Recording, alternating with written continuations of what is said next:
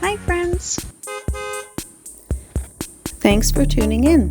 If you like this video, please give it a like, comment below, and take a moment to subscribe to our channel. St. Joseph's is a quaint town on the Avalon Peninsula in Newfoundland and Labrador. It's about 70 kilometers southwest of St. John's, near St. Mary's Bay. St. Joseph's has a rich history, especially with its Roman Catholic Church. Built in 1898, this church was once the cathedral of the Diocese of St. George's from 1904 to 1946. It's a beautiful landmark with wooden shingles and classical revival architecture.